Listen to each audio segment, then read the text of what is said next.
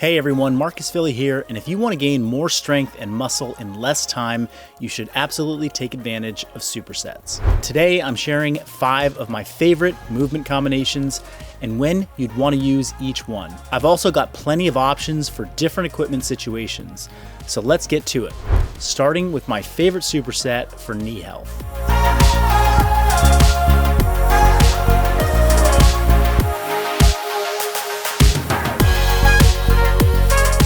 Superset number 1 is going to be all about knee health. We're going to tackle it from the front and the back of the knee. So for the front knee health and strength, we're going to be using this ATG split squat. The ATG split squat. This movement combines knee mobility, ankle flexibility, and preferential VMO strength, all of which are hugely beneficial for knee health. And then, like I said, we're going to be hitting this from both sides. So for the back of the knee, building up hamstring strength as it inserts right here behind the knee, we're gonna be doing Nordic hamstring curls.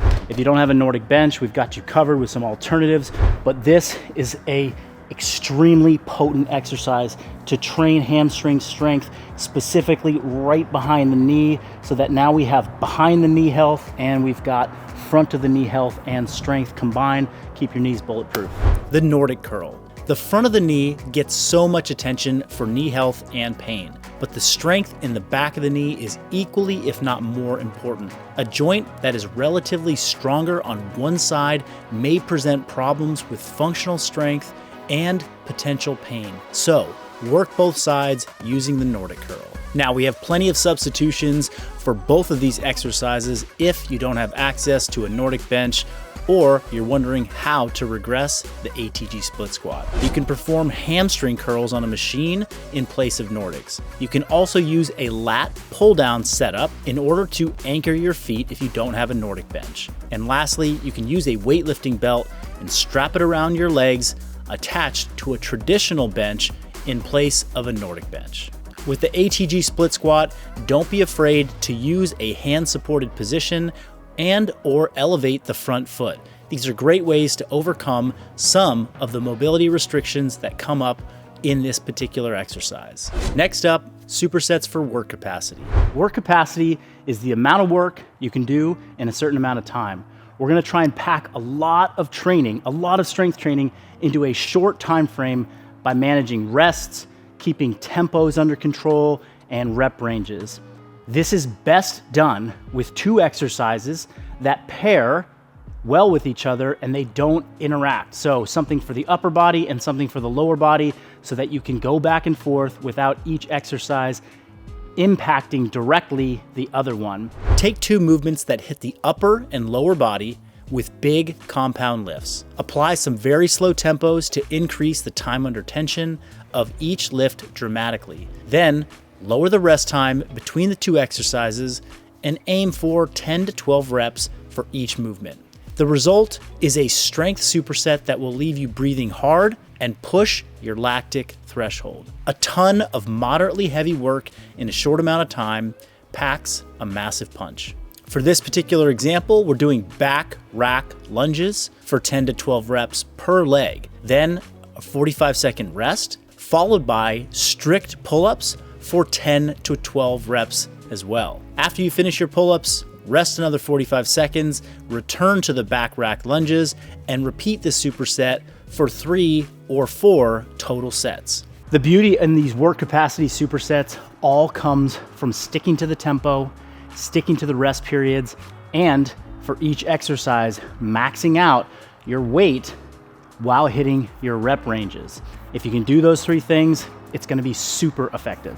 Now, before we get to number 3, here's why supersets are valuable in the first place. Pairing movements helps efficiency by getting more done in less time. Supersets also improve the amount of work you can do in a given amount of time or your work capacity. And supersets are also great for intensification around specific muscle groups. They shouldn't be all you do because you do sacrifice some ability to push your weight limits and build maximal mechanical tension on muscles due to the fatigue of doing 2, sometimes 3 exercises at the same time. But we love to use them because they are highly efficient and For many athletes, beginners and intermediate trainees included, they can still push substantial amounts of intensity and get stronger even in these superset examples. Next up, we have a superset for a chiseled core. We're going to begin with a cable crunch, moving next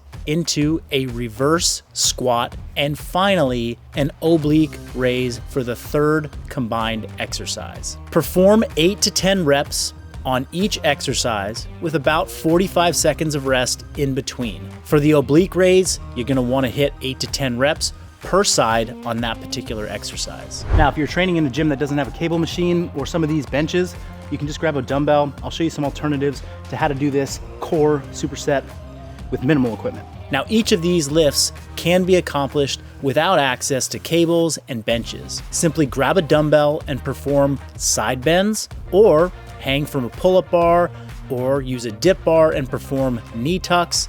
And then finally, for the cable crunch, you can grab a dumbbell or just do this body weight and perform L crunches. This superset hits 3 areas of your core. First up is the cable crunch, which blasts the rectus abdominis, or the abs as most people know them. Really, I think what makes a cable crunch work is not just bending at the hip, but also making sure that you're actually crunching the abdominals. So there has to be some extension and flexion going on.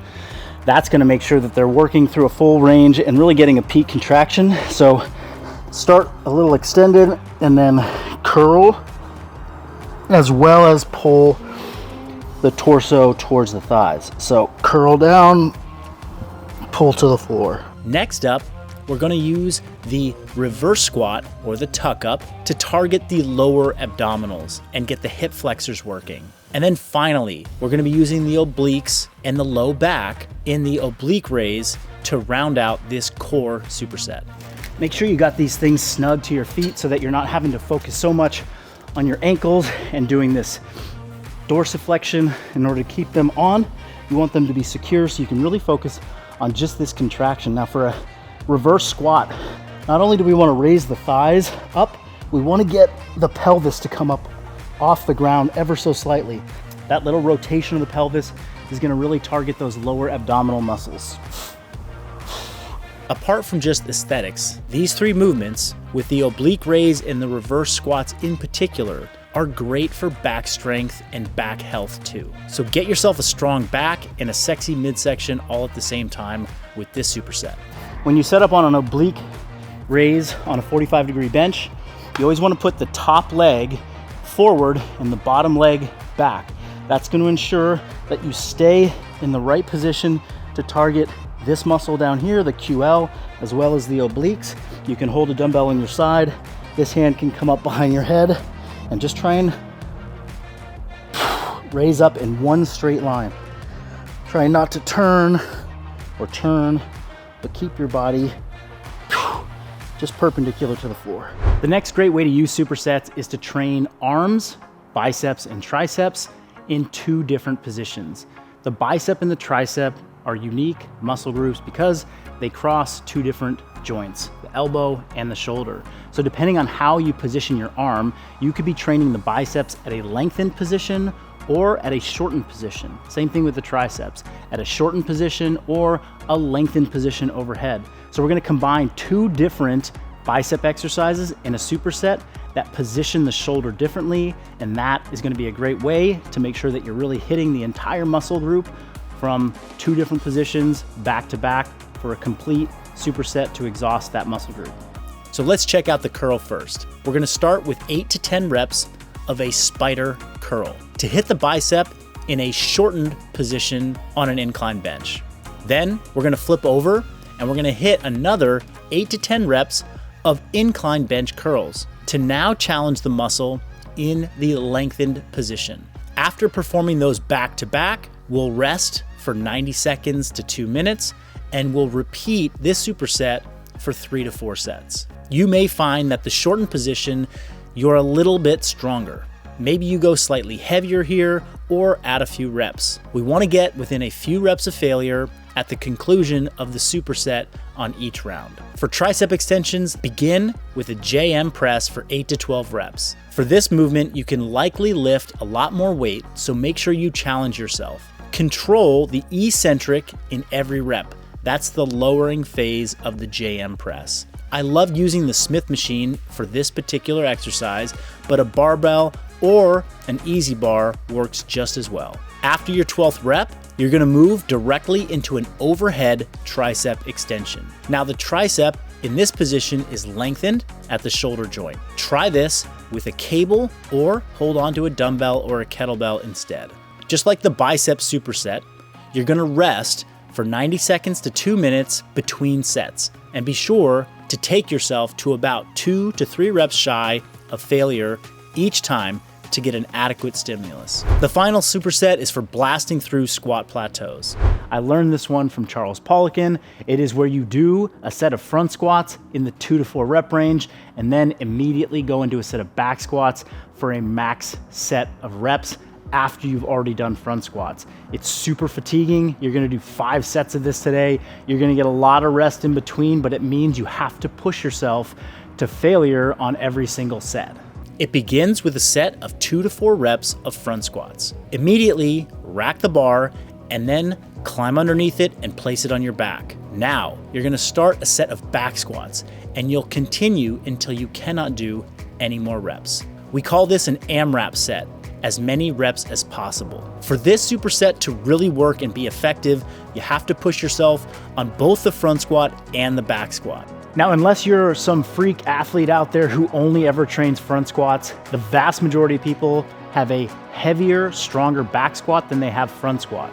So coming in and doing 2 to 4 reps that are challenging in the front squat will still leave you with plenty of room in the tank to come in and do immediately afterwards a max set of back squats.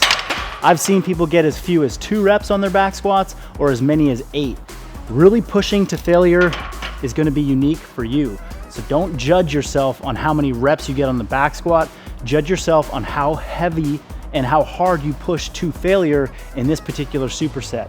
That front squat between 2 and 4 reps should be very hard, meaning you get close to, if not to failure in the front squat, put the bar back on the rack, take about 15 seconds, and then it's time to go to war with that back squat. Get as many reps as you can. You've got a 3 to 4 minute rest coming afterwards, and then you're gonna do it all over again for 5 times. Let me know how these go for you in the comments, or if you have any questions. And check out my Persist training program for supersets like these in a done-for-you format. Follow along with complete workouts including warm-up, strength, conditioning, and cooldowns. They're structured to build your strength and visible muscle week after week. See you next time.